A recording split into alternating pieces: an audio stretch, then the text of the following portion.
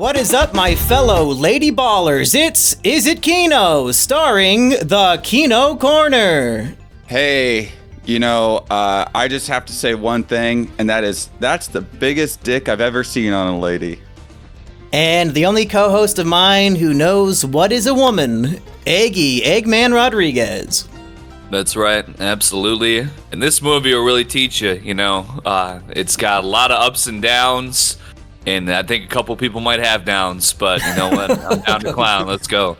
Well, the one really tall actor who's like the guy that they find in the middle of nowhere, Michigan. I watched this with my roommate Solar Sands, and I asked him I was like, does this guy have Down syndrome? Like, whoa. There's just something off about his face. I don't know. Did you ever ask Solar Sands if he remembers the Mumkey art contest?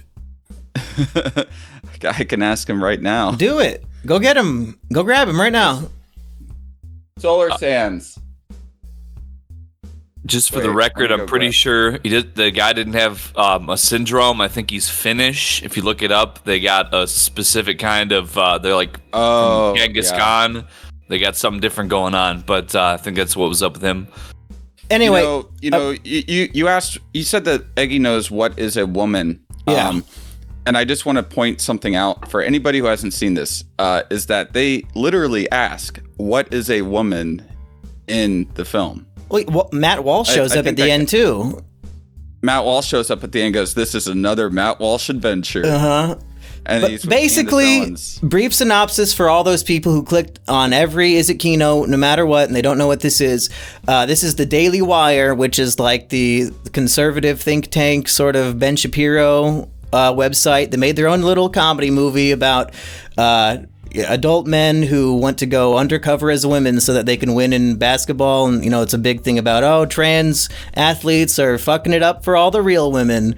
And they tried to have a hoop and holler about it. And boy, were we laughing, man. I could hear Eggy laughing from here the whole time. The movie is literally a ripoff of the Benchwarmers. I mean, it's the same story, except, they pretend to be younger than they are. The Benchwarmers are facing off against kids, in baseball, and they're, through some loophole or something like that. And then, and then at the end, they decide, actually, we should have the real nerds come and play baseball. And then, that final game of the Benchwarmers, everyone realizes actually sports are about having fun, not about winning. So everyone just has fun. The same thing happens in Lady Ballers, where it's like the old men, they're facing off against the kids, add the fact that they also put on these cheap wigs and say that they're women. They're facing off against the kids and you're just murking them every time. And and they even have like the super rich nerd guy that funds all their stuff, which was John Lovitz's character in the Benchwarmers, where he's like, yes, I was a nerd, but then I became super rich, and they have that exact same character in Lady Ballers. Played by Tyler Fisher as the very short loser who nobody likes and beats up all the time. This was my literally me character, Felix, the locker room towel boy. The locker room towel boy, yeah. And then, literally named Tyler in real life. And then the basketball game at the end is they bring out, like these 8-year-old girls onto the court, and then the black dudes that they're facing up against, because how the Daily Wire makes it is like, oh yeah, they've been facing up against kids. Now they have to face up against somebody who's better than them. Black guys who play basketball. Now, why do you keep saying kids? They're just going up against women. Do you see women all as like being infantilized at any given moment, no matter their age? These are all adults. Like high school? No. Oh, they're adults? Yeah, they're all like 33. I thought they were like teenagers or something. Did you miss the 15 years later part of the movie? No. I know that they're like in their 30s. There are some scenes where they say that we're also trans age and they like play softball against literal toddlers. Yeah, but that's in a montage. T-ball. Yeah. Yeah, no, maybe I just wasn't paying super close attention. I kind of checked out after. They don't even play basketball until like an hour into the film. The opening scene was straight up basketball content, Kino. Come on. Yeah.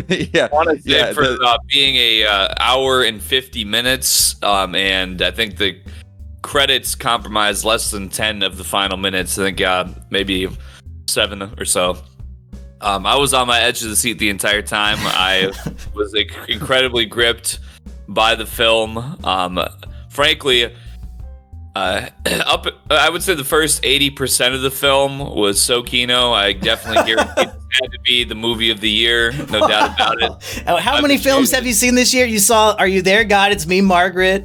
I think Bros was last year. So you don't really have too many movies to compare it to. You saw Priscilla. I guess this is better than Priscilla. I mean, I watched this. I literally watched this the second I got home after I saw the new Godzilla movie, which was Kino. 2 5-star movies in a row.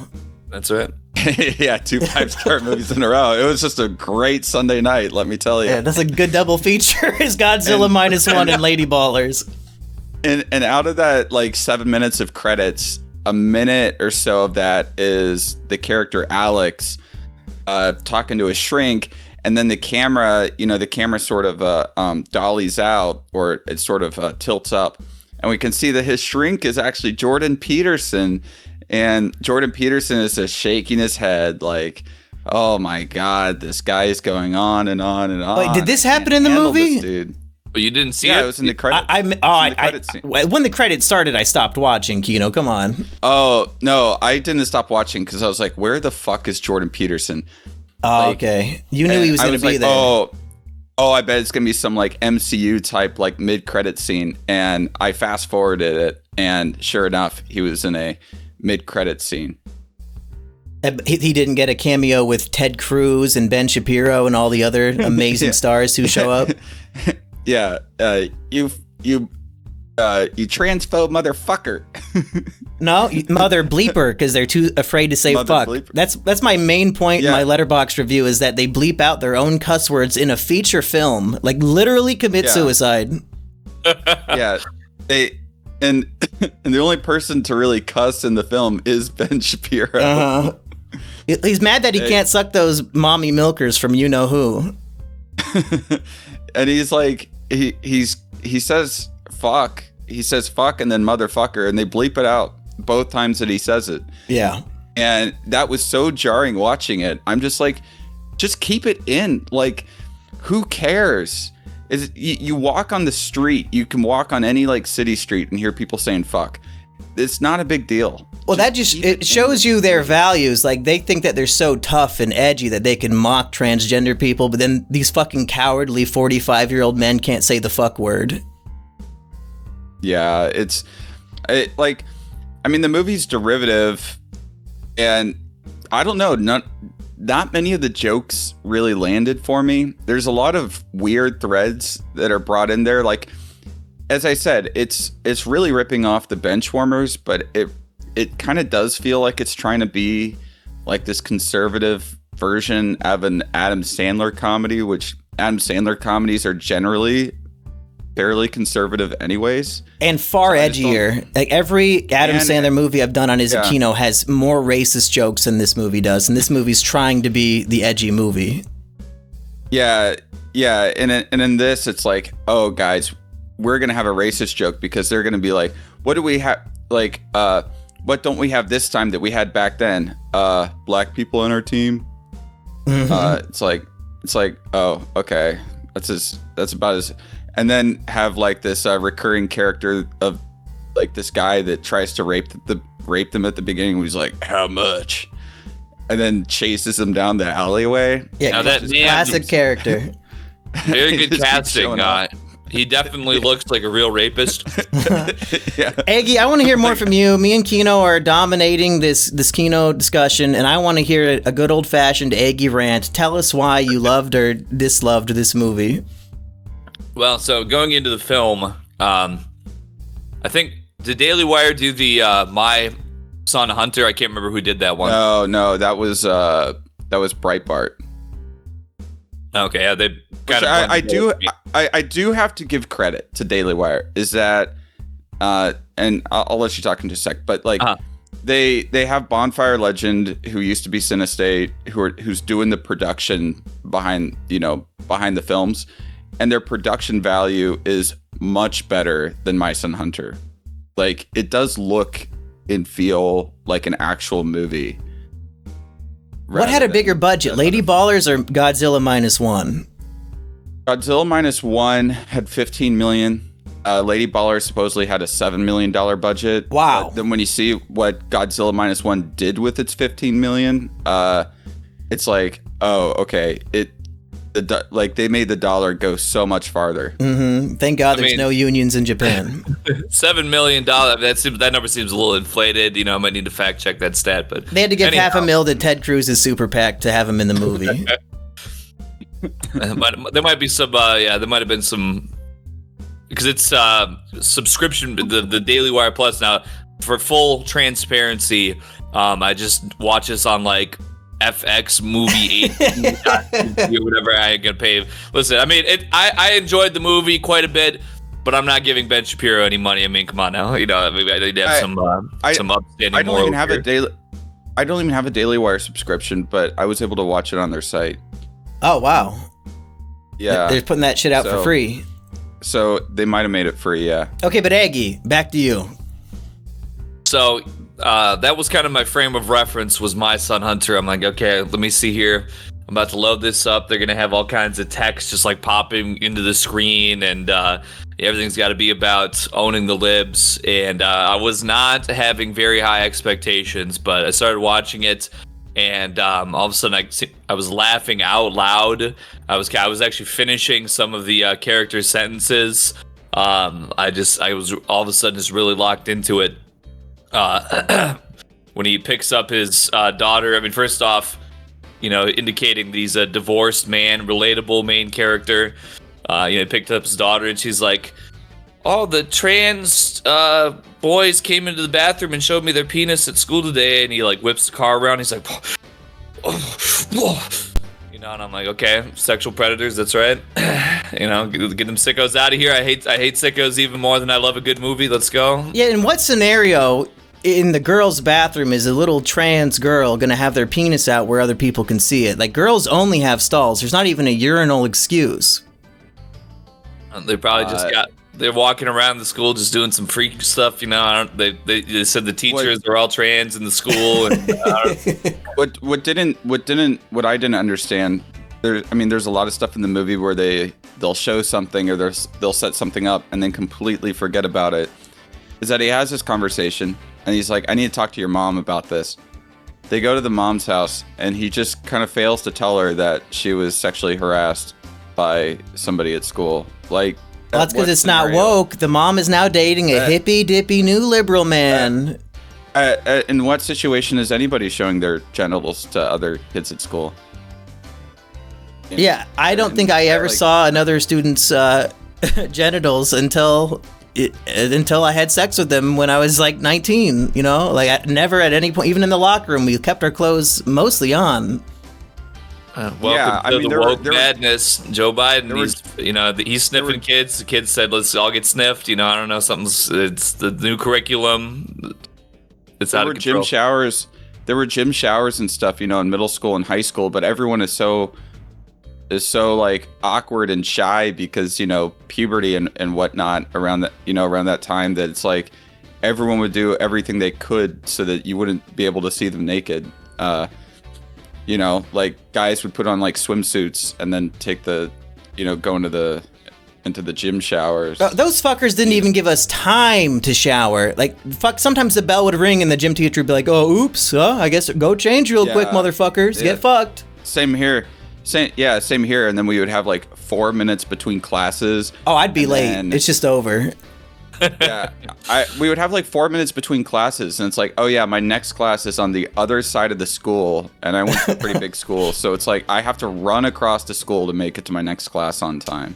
Hey, every school had that autistic kid who ran from class to class because he didn't want to get bullied, and now we know which one was at your school.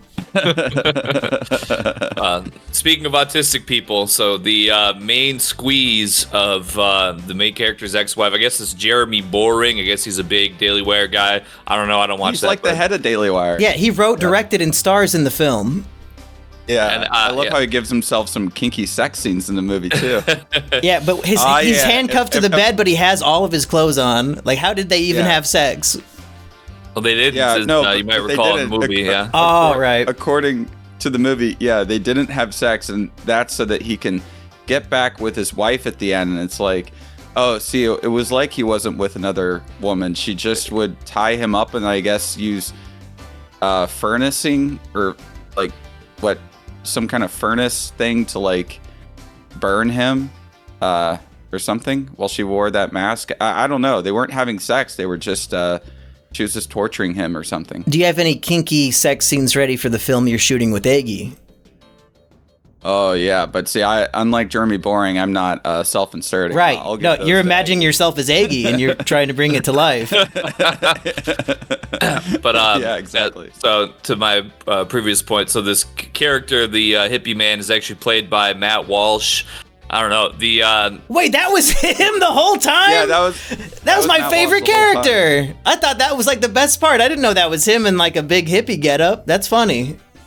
Yeah, well, the only reason, because in the opening credits they said he was in the film, and then that was like I kind of put it together just because I wouldn't recognize him at all because I don't watch the program that he does or whatever. But I obviously from watching the smash hit "What Is a Woman," I got familiar with who he was, and then at the end when he de-costumes with Candace Owens. Wait, it's supposed to be him like in disguise, investigating the whole time. Yeah.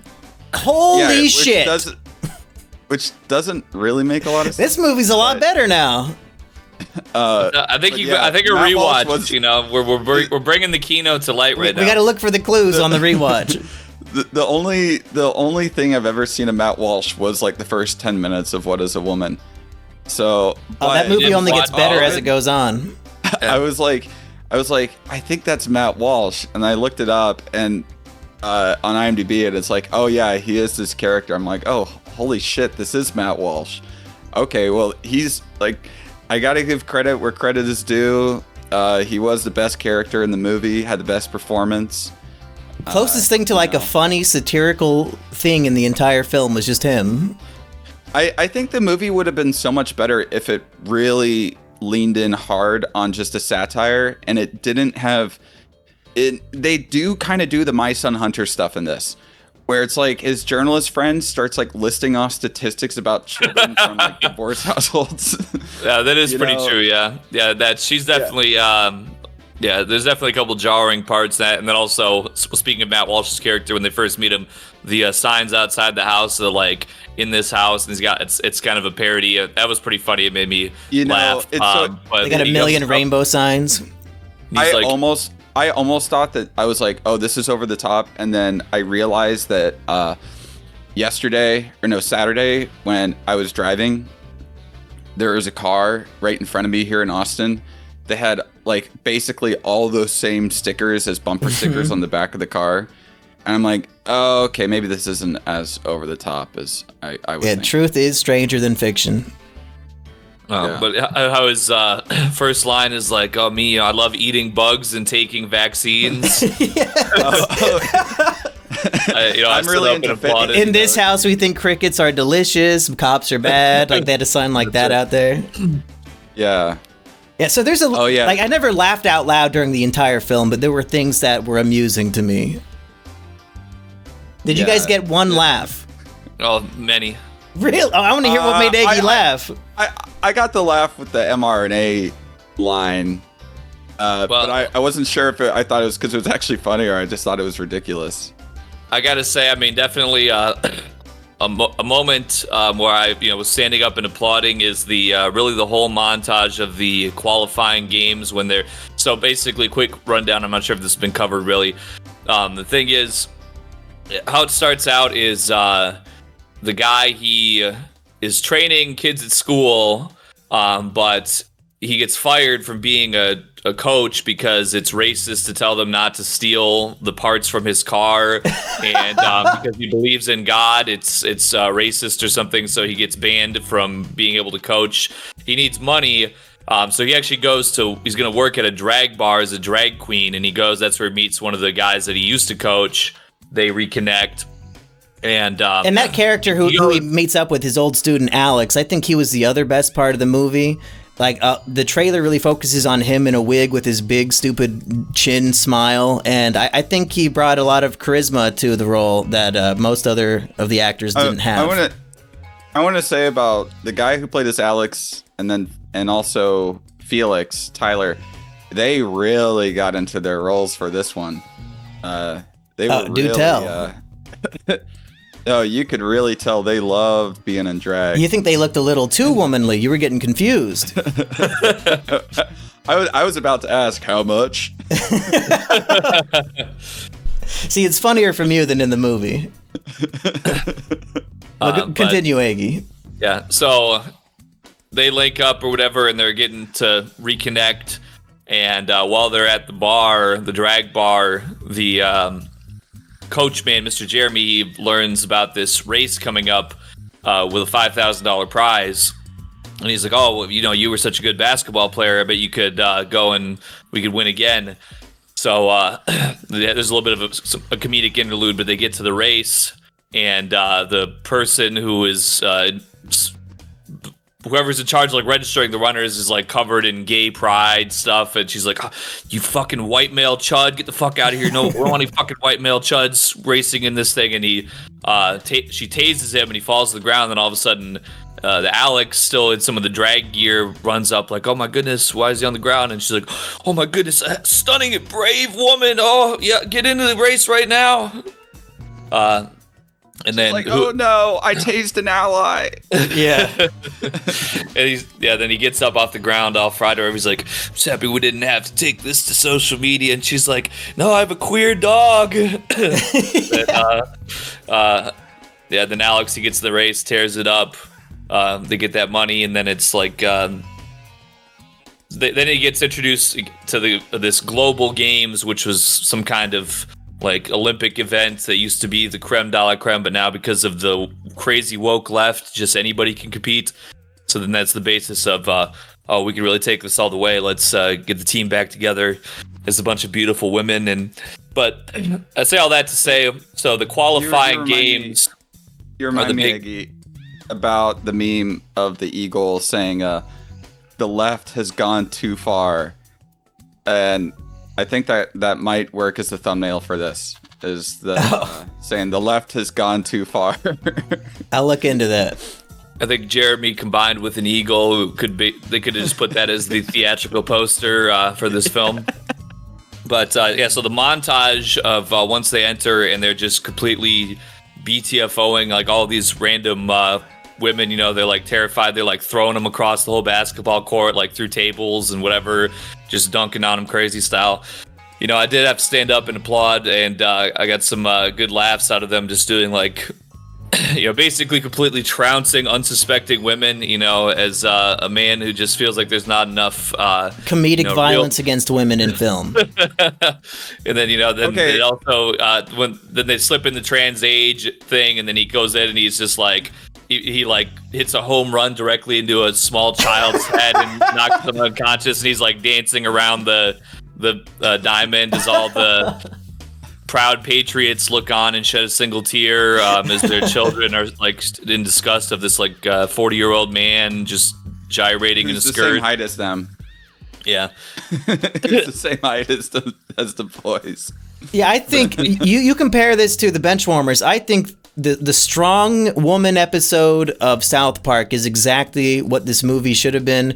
Have you guys seen that? It's just like Muscle Man Randy Savage, pretty much like this big wrestler dude who's in like women's boxing, and he just like beats them bloody and destroys their faces, and he wins, and they're like, oh, what a brave, strong woman. That's the whole point of this film, but they stretched that basic concept and joke into a 2-hour movie. Yeah, it's definitely way too long. And there are scenes where the scenes just feel like they keep on going and going and going. And I'm like, this scene could have been cut down to maybe 2 minutes, and I think it would have worked a lot better if it was like 80 to 90 minutes rather than almost 2 hours long. I think it could have been a 5-minute sketch. It could have been a 5-minute sketch. But I think, too, that if they really wanted this to be like a satire, right? The whole like third act of it goes completely against like the whole satirical angle, because they also are like, oh, but we have to have them realize the fault of their ways, and it has to have a happy ending, and it has to have basically like kind of a mainstream comedy ending. And I was talking about this with Solar Sands, and we were saying like it should have been more like it should have been more like Starship Troopers or RoboCop in how it just shows this like absurd world and leans into the absurdity and doesn't have a happy ending. I agree. And also doesn't have parts of the film where they kind of break the fourth wall a bit to like explain what the point of the movie is to the audience, because it happens quite a bit. It doesn't happen as much as like My Son Hunter, but it happens enough. It's like we're already seeing this happening. You don't have to like explain this stuff. Well, what is the average age of a Daily Wire subscriber? Because I'd be willing to bet it's over 50, and old people are not as bright as us young men. They need things spelled out and explained to them directly. Otherwise, they might think that the satire is being genuine, and they're like, oh, I guess they're okay with this. They're not telling me it's bad. Yeah, that's probably true. A possibility. Well, I was gonna say, a lot of breaking the fourth wall, but the most egregious part to me, to where I actually did stop the film just to see if I was seeing this correctly. Oh, I know what you're gonna say. Yeah, there's a point in the film where all of a sudden they start advertising something called Jeremy's Razors, and I'm like, this is a real thing. Yeah, like out of nowhere. But yeah, no, the man who's the star player in this film, the head character and the writer, producer, director, I guess, owner of Daily Wire, or whatever. Yes, he also he had to start his own line of razors because all the razor companies were turning too gay for him. So it was his real razors, and they just all of a sudden, like in the film, all the main actors are like, "I love these razors," and it just comes out of nowhere, like really bizarre, very jarring, and totally out of it just pops right out. Well, and Eggy, now that it was a real thing. Now that you've given me the context, I think I like it more. I thought that was an actual sponsorship from a different company that they were interrupting the movie with. But if the guy who wrote and starred and directed the movie owns that company, I think it's a funny little plug for his own product. Well, like, I could see us doing that if we had a product. It reminded me, but like this other movie did it better, which was it reminded me of Wayne's Return World? of the Killer Tomatoes. No, Return of the Killer Tomatoes. But Return of the Killer Tomatoes did it better and was a lot funnier. Where at a certain point in the movie, they're like, stop, cut. We ran out of money. And George Clooney's there. And he's like, hey, it's the 80s. You know, we should just put in product placement. So then the next scene is literally George Clooney trying to sell the audience on like Special K cereal, Crest, like just it goes on and on and on of George Clooney pitching all these different and some of these other characters pitching, like trying to advertise all of these different products, and then like after that the main bad guy has a huge Pepsi logo on his bad guy hideout. And it just becomes like where it actually makes the product placement really funny. And this kind of felt like a half-assed version of Return of the Killer Tomatoes.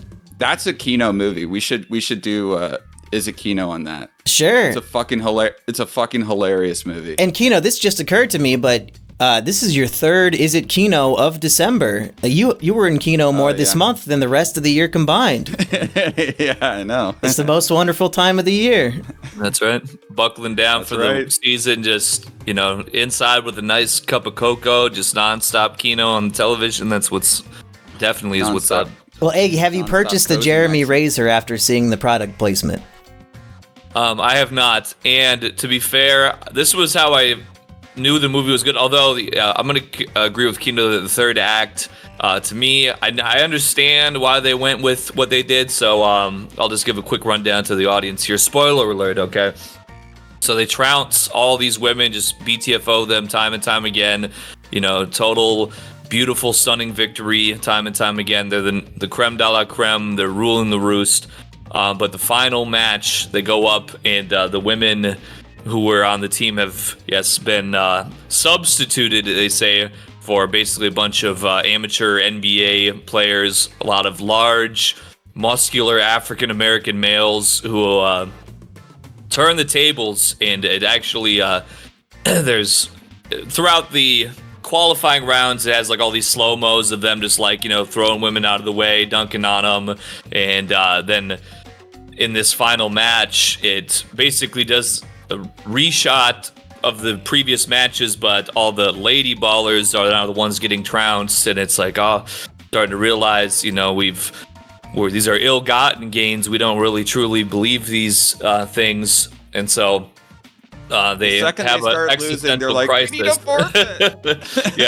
We need to pull up some new tactics. So then they replace. Well, we're substituting now, and then they replace it with the main character's daughter and her friends. Now they're going to show these 7 feet tall NBA players who the real boss is, and they still end up getting completely really fast.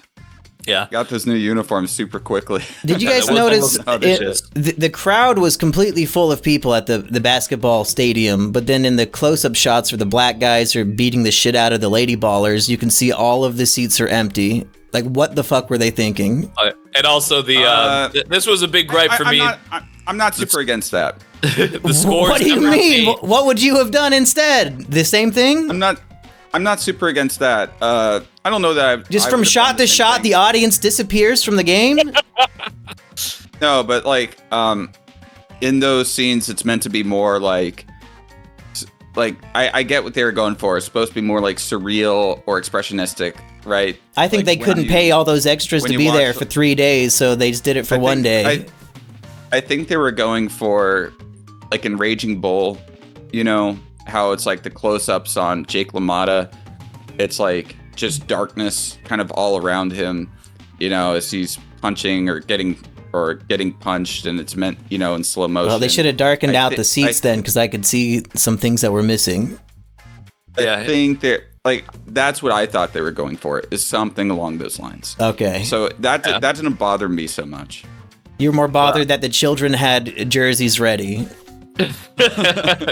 I wasn't really bothered by that. Like, okay. It's like, okay, it's like it's a stupid comedy. Like, that they're just, you have to let some of those things go. Can somebody get me one of these Lady Ballers pink jerseys? Because I would wear it. Wait, I wonder if Daily Wire sells them. If they do, get me a Christmas present. We're recording this before Christmas, so hook me up. Okay. I'm looking this up right now. Yeah, they'd be idiots to not sell them. I don't want a lot for Christmas. There is just one thing I need. Your subscription to Daily Wire underneath the holiday tree. No, they would say Christmas. I don't know. I mean, I think Ben Shapiro's Jewish, right? Yeah. They got Hanukkah going on over there. He was wearing his yarmulke as referee. Eggy, right now, without looking it up, spell yarmulke. Yarmulke. You do too much research on this tribe. Well, listen, I actually own a couple yarmulkes, so. And didn't we get some and never use them, or was that we got other Jewish hats? Yeah, we were gonna do a smoked fish spread review at one point, I believe, as I recall. Yeah, something. Lox bagel review but I also hummus review is what we were gonna do. Hummus. Oh yeah, that's right. Kino, any other moments from this film that reminded you of Martin Scorsese movies? I'm not gonna say that it reminded me of Martin Scorsese. I mean, you did say that. Yeah, I wasn't necessarily thinking that. Just on retrospect, I was like, that's probably what they were going for. Okay. Not to say that in the moment I was like, oh, this is just like Raging Bull. I mean, it sounds like that's what you were like, but there might have been some bulls at the end raging, if you know what I'm saying. Yeah, that they can't cuck the guy anymore. Yeah, the Tariq Nasheed vindicated by the end of Lady Ballers. What about you, Eggy? Are there any other standout scenes that we must mention in this episode? Well, Yeah, another one too that was towards the climax of the film, the Alex character, the one who was the first that Jeremy meets, the one who's working at the drag bar, he's like, listen, to be honest, I know that you don't believe that we were doing this how we were doing it, but I really am a woman, and ever since I have become myself, my gender's affirmed, and I'm really a woman. I'm gonna keep living like a woman. And Jeremy's like, he just goes straight, basically copy paste right from Paul. He starts going into a whole like paragraph of "you will never be a woman" and "you fucking freak," and I mean basically, listen. If there was a number one Chud film of the year, I'm telling you, this one's probably got to be it. I haven't seen any fresh Chud cinema that really just speaks true to the average Chud like this movie does. But that's the third act of the film, though. Weren't you guys complaining that it's too, warm-hearted? Like, there's also a scene where his 8-year-old daughter says, "I think I'm a boy, because boys are better than everything, and that's what I want to be." And he has to explain to the child, "No, you're not." Yeah, when she lists off like all these things, and he's like, "Well, yeah, it's true." Well, actually, when she was saying it, she's like, "They're better at sports and cooking and running," and I'm like, "Yeah, that's true. Yep, that's true." And I'm like agreeing with her through the screen, but then he's like, but then he talks about the beauties of being a trad wife and a mother, and how women are the most caring and empathetic. And I'm like, well, that's probably true. I don't really, I spend all my time locked in complete isolation, but I have to imagine that, from his perspective of being a 45-year-old or 50-year-old man or however old he is, with a lot of life experience, I'm sure that's all very accurate. And I think that kind of being the final message of, there's two genders and they both have what they got going on, and it's a beautiful thing. I think that was a fine, wholesome message at the end, but I think it also would have been funny if they had just taken it all the way. And so you guys would rather the daughter like goes full trans in the film and like the dad commits suicide? Well, I mean, not exactly that, but just that's the RoboCop ending you're looking for, Kino. Yeah. Well, I mean, hey, you know what? You played dangerous games, you win dangerous prizes. But if they had just gone all the way and just trounced all the female teams and gotten up to the top, and then he had to, maybe all the players.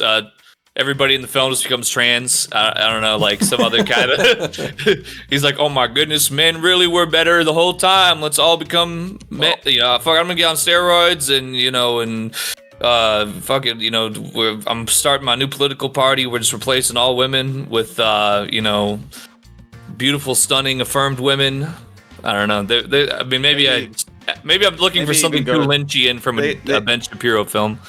They can even go like more techno-futurist than that. They're like, "Oh yeah, we actually, all the athletes are just going to be trans women now, and we don't even need women because we have like sex robots and like IVF and test tube babies and."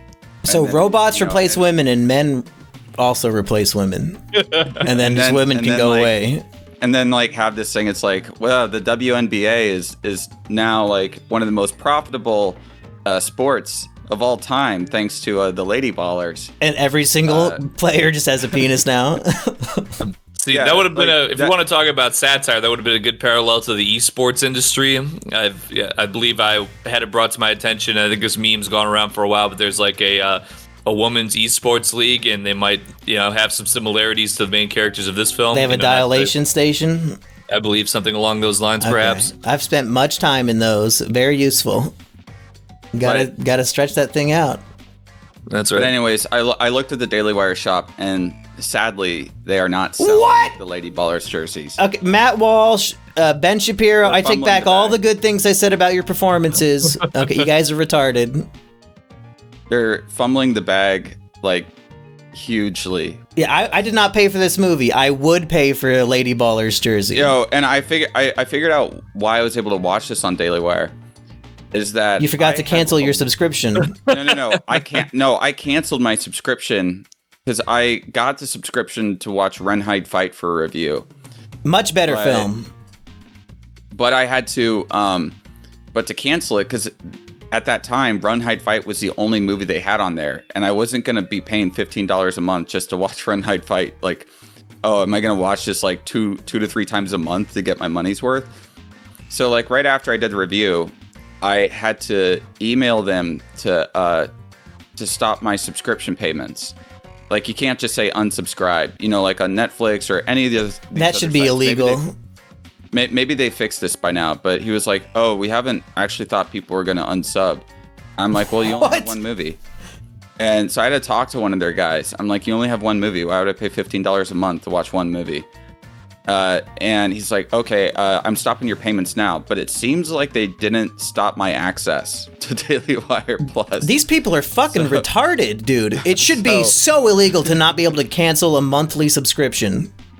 Well, maybe they fixed it by now, but when I did that, like when they're, you know, their first movie, but you would think that like being able to cancel your subscription would be like one of the first things that you would put into the website, and not like you have to email one of their guys, get on the phone with them, explain why you want to cancel, and then have him stop the payments. It's more difficult to cancel dental insurance than to cancel the Daily Wire movie subscription. So yeah, but I guess he stopped my payments, but he didn't stop my access. So who's the real winner? Yeah, I get access to so much great content. You can rewatch Lady Ballers to your heart's content. Yeah, what's Ben Shapiro up to today behind the paywall? I don't know. Like, I never go to Daily Wire. Well, I don't guys, read Daily Wire. I don't watch Daily Wire stuff. Listen, I need to go on a transphobic rant real quick. Us three, perhaps the most creative minds of our generation, I think we can come up with a better movie.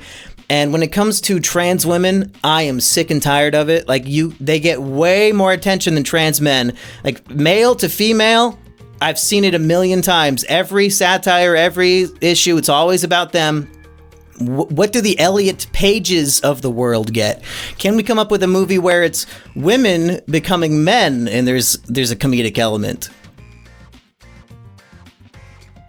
I mean, I assume that there is. I'm trying to think here. Maybe that they could join a male basketball team and then get defeated because they're inferior. They're too short and too small. Lady Ballers, but reversed. Well, I don't know. They always...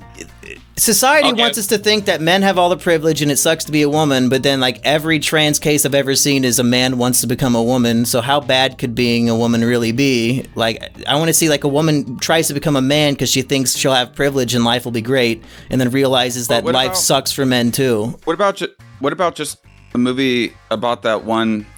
Remember that case of that one woman that went like either did trans... I forget if it was like undercover as a man, and ended up killing herself.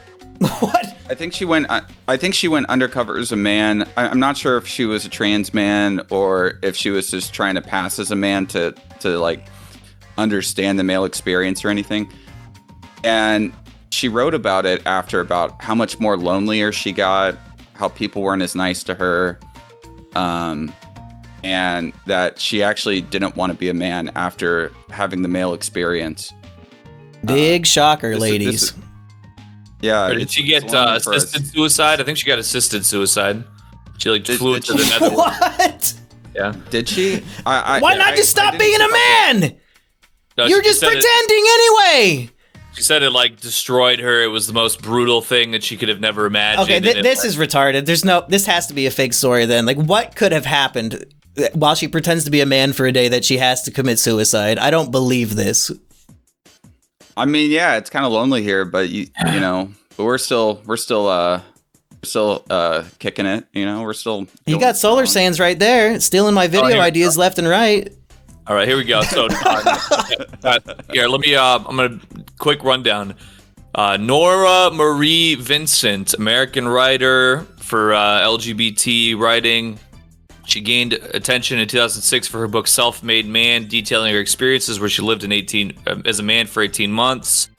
Yes, and let's see here. decade-long history with treatment-resistant depression. My brain was never quite the same after I took that first course of SSRIs. The mental strain of maintaining a false identity during the making of Self-Made Man ultimately caused a breakdown, leading her to be admitted to a psychiatric facility. Vincent died via assisted suicide in Switzerland on July 6, 2022, age 53. Yeah, so this is a mentally ill person who also did an experiment. I don't think it's related. Like, there's no way living as a man for 18 months makes you kill yourself.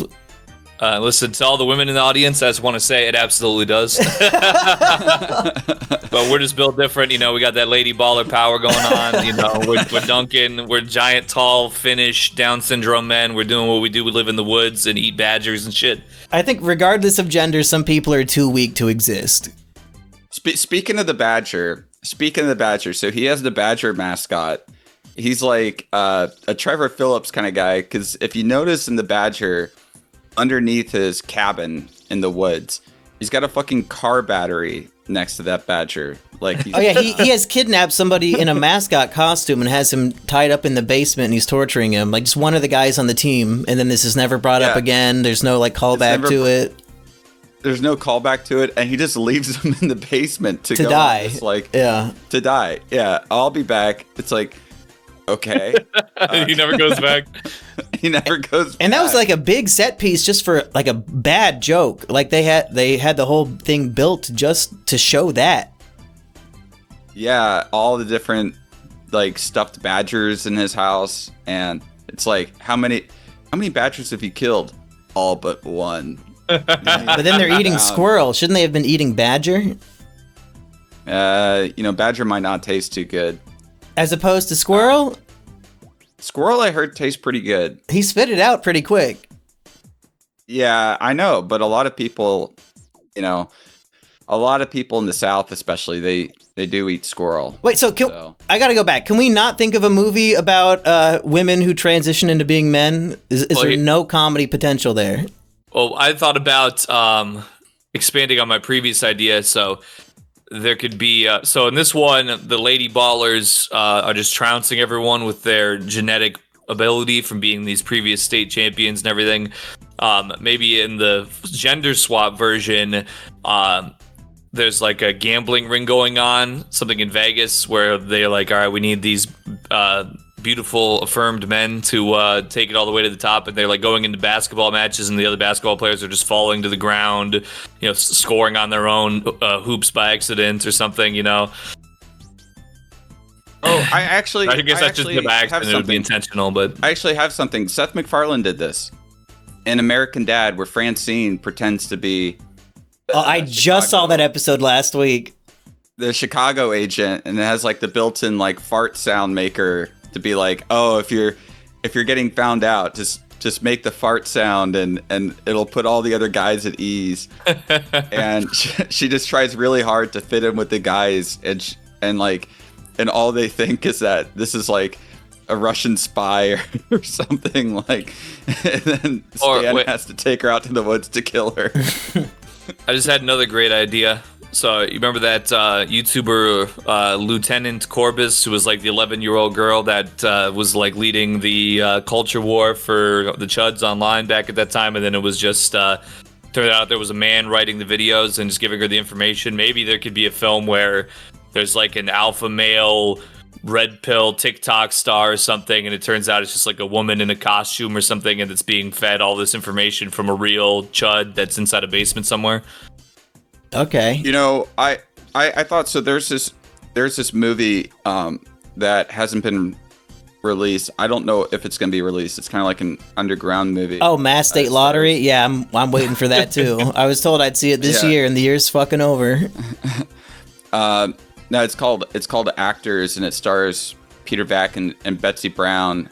But it's a male to female thing, but it's about how Peter Vack's character is like this kind of sociopathic actor who's not getting roles, and he feels like he's not like he's like there's no place for white men in the acting world now.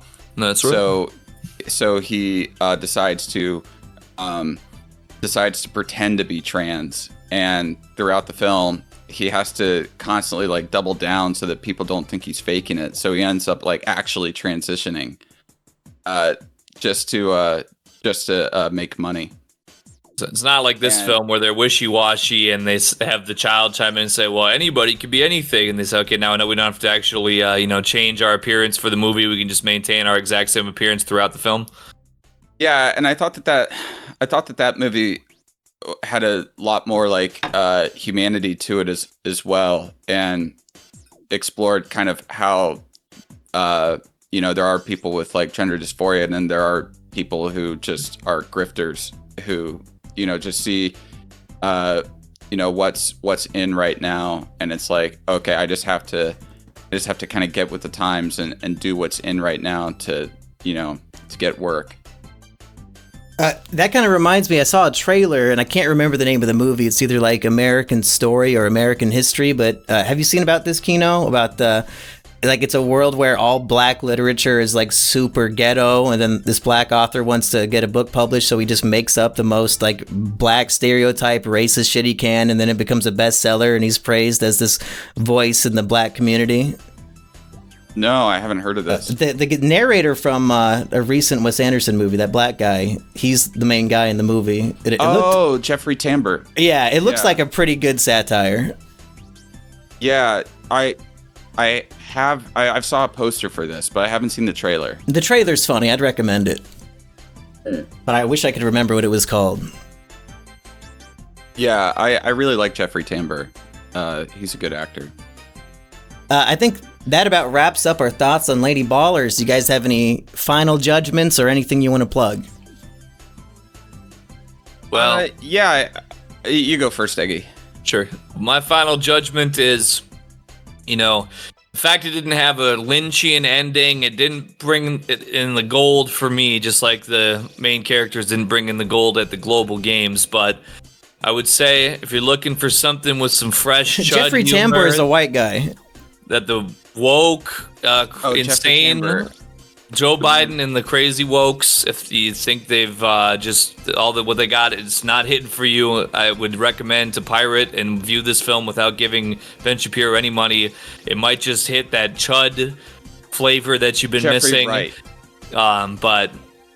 So I'm going to give it a thumbs up, and I would recommend that you watch it if you got that chud taste.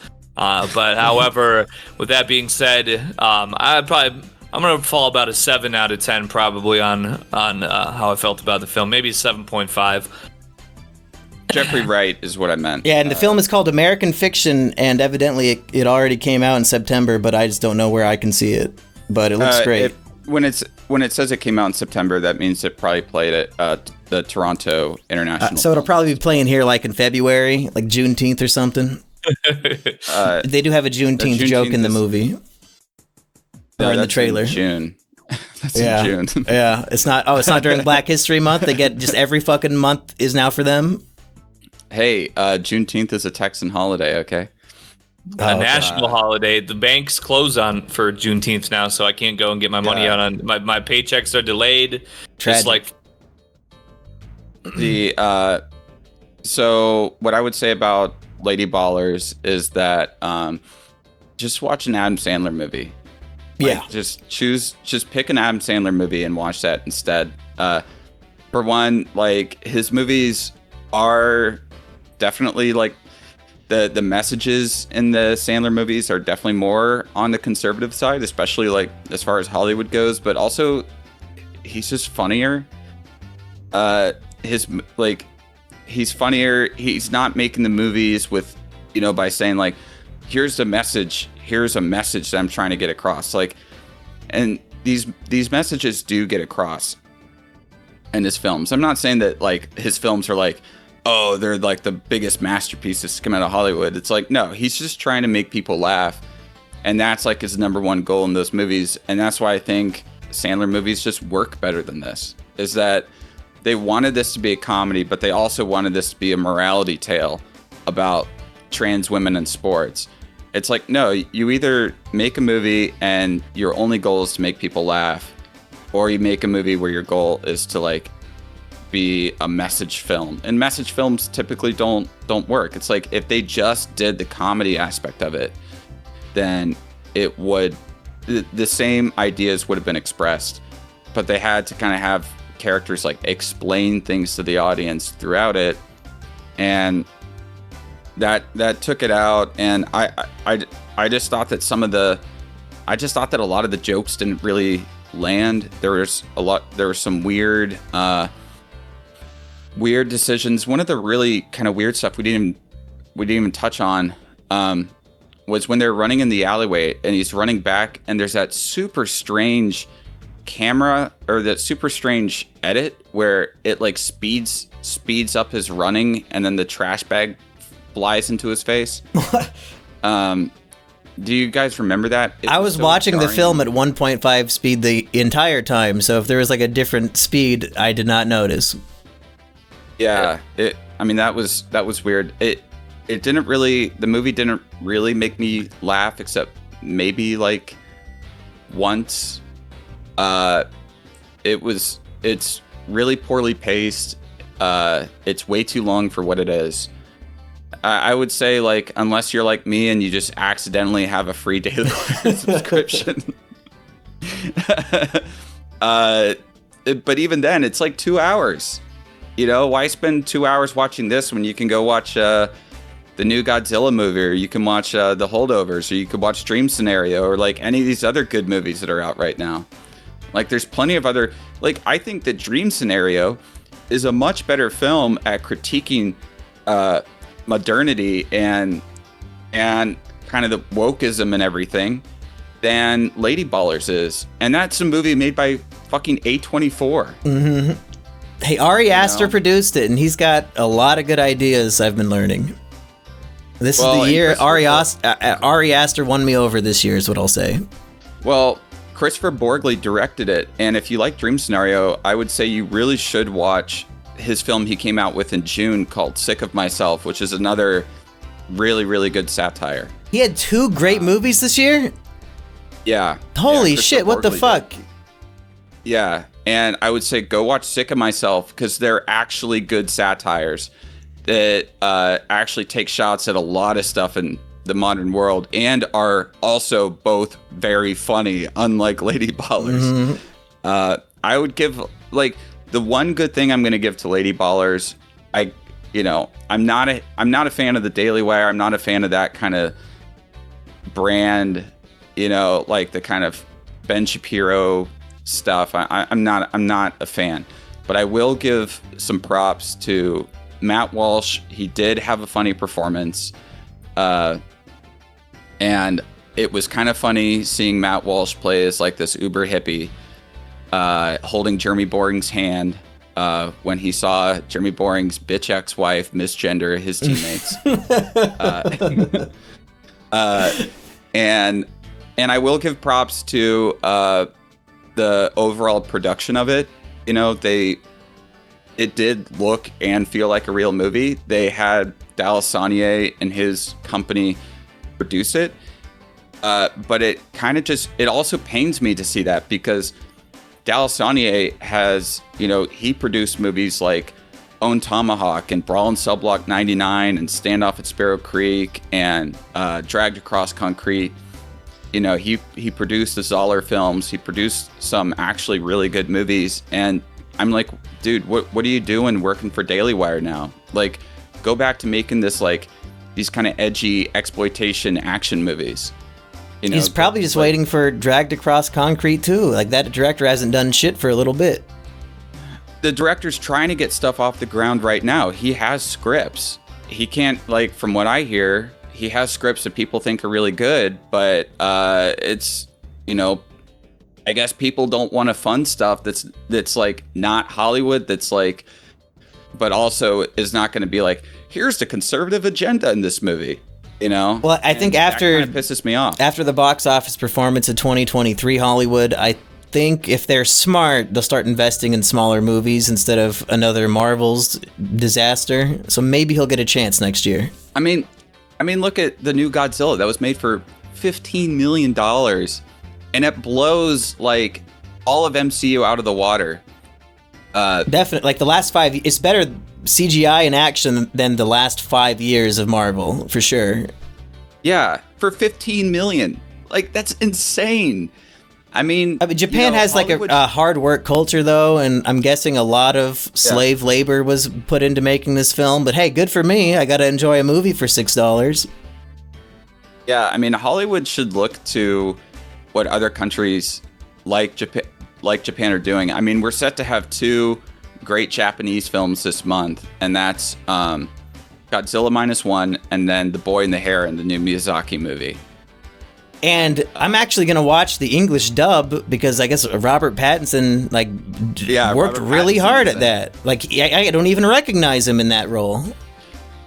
No, I don't recognize him in that role either. When I saw the trailer, I was trying to figure out who Robert Pattinson was, and it's like, oh, he's the Heron. Yeah, it sounds nothing like him. What? Yeah. I'm really excited for that. You know, Miyazaki, as far as I'm concerned, hasn't made a bad movie. Studio Ghibli has made, maybe a couple not so great films, but Hayao Miyazaki. Naruto the movie was fine. No, but Studio Ghibli made that one 3D animated film, Earwig and the Witch, which was almost unwatchable. That was their wish.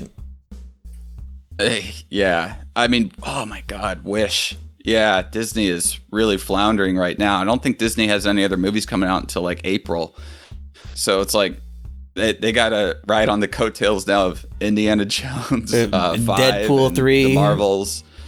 Yeah. Now, do we expect that Disney's going to be overtaken by the Daily Wire Plus? I mean, one of these films is called Wish. It's floundering. It's going down 99% negative. Lady Ballers really on the up and up. I mean, it might win the award at the Trumpies or whatever the hell they got going on this year. I don't fucking know. But I could see Matt Walsh getting nominated for the Academy Award, Best Supporting Actor. You know, what I also really don't like about like these, quote unquote, like conservative movies is that they just have this like cult like audience of these boomer cons who will just say, I agree with the movie, therefore it's good. And if you dare to critique the film, and this happened when I did a critique of Run, Hide, Fight on a live stream, I was like bombarded with Ben Shapiro stands who were calling me retarded, who were calling me a cuck, who were calling me a soy boy. Hey, broken clock, right? Yeah. And looking back on it, Run, Hide, Fight is probably still the best movie Daily Wire has made. So maybe I agree. I liked that movie. I did go a bit too hard on it. But it's like when people say like, oh, look, the critics hate it, but the audience loves it. That doesn't mean anything. Just like it doesn't mean anything if the audience hates it, but the critics love it. Like, no, because this movie in particular, the only audience will be preaching to the choir audience. Nobody who would be challenged by this material will ever go out of their way to watch it. Yeah. Do you think that some like leftist in a college is going to say, oh yeah, I got to see this movie, I'm going to get a Daily Wire Plus subscription? Never. Like, no, they're not showing this in theaters. And even then, like, the people that they're trying to satirize are not going to show up in theaters to see this movie. They're not trying to change hearts and minds. They're not trying to actually impact the culture in any way. They're just trying to give red meat to their audience so that the 60-year-old, Daily Wire Plus subscriber can watch and be like, man, the world's gone insane today. The woke left has gone too far. They got these ladies balling. This is the biggest issue of our time. Is men pretending to be women playing basketball? Like, the biggest issue of our time. Meanwhile, there's possible regional wars that are getting worse. Inflation's. Speaking of regional wars. I think you probably don't want to give Ben Shapiro your money because I think it's probably about to get launched directly at a Palestinian orphanage.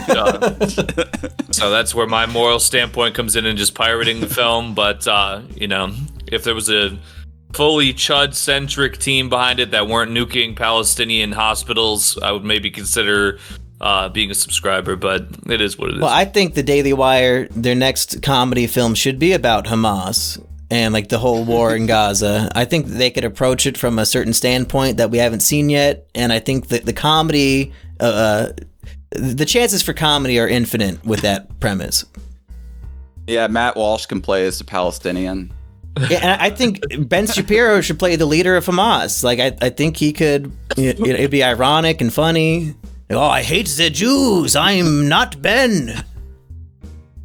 I'm not Ben. My name is definitely not Ben Shapiro. He can never talk in any other way.